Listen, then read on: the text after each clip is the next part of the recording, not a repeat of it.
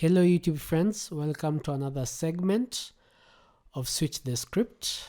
On today's topic, we'll be talking about the most underrated economy president in Africa's history. Now, I'm not going to talk about Gaddafi. It's not Gaddafi. It's the first president of Ivory Coast, Felix Bonnier.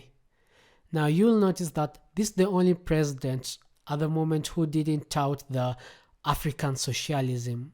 African socialism really didn't perform as well for African economies.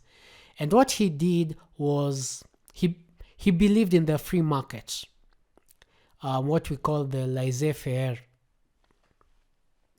And his economic policies revolved around having a limited government towards the economy.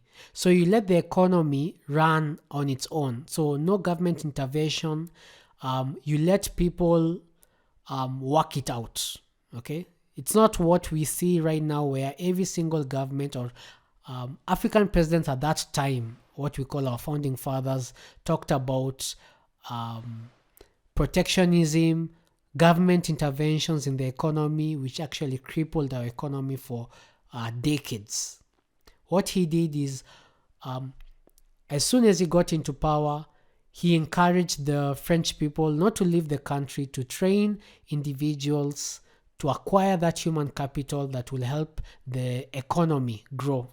And yes, the French individuals did remain in Ivory Coast and help the economy grow.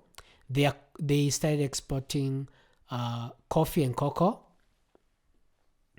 and over the years, it was reported that when compared to Ghana post-independence actually dipped, while the Ivory Coast grew.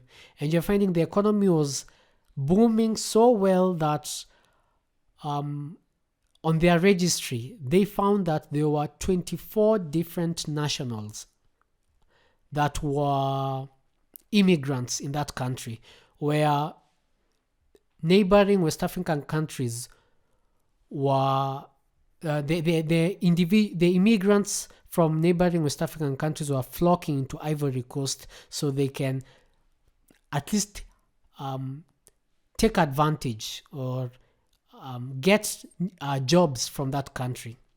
Now, to give you a perspective of the economic success in the Ivory Coast, in 1980, at their peak, before the price of coffee dropped and the economy dipped in a massive way, they had a GDP per capita of 1,150.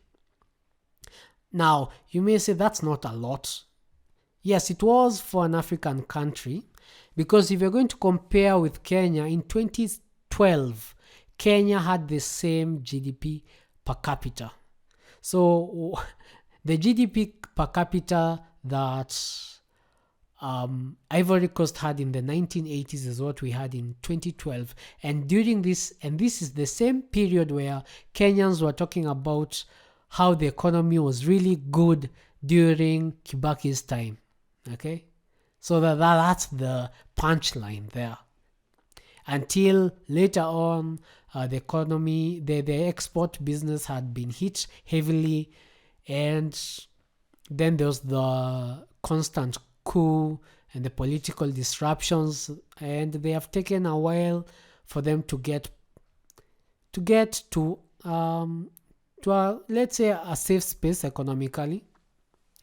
But that was the history of Felix Bonnier, because he realized that the government can't really central plan the economy. So the best thing to do is leave to the private sector to do it on its own. If you look at Kibaki's time, Moi had all these price controls of everything, of basic commodities. When Kibaki entered, he let the liberal pricing do the work.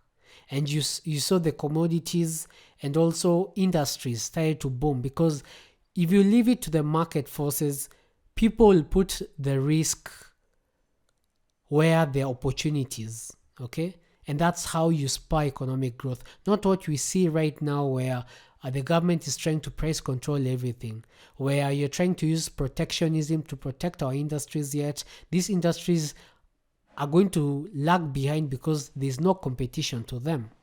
And the economy is actually going to keep on stagnating because there's no competition and you're not really welcoming that competition. All you're trying to do is using the government to clench its fist around the economy, and that's not right. And that's my take for today.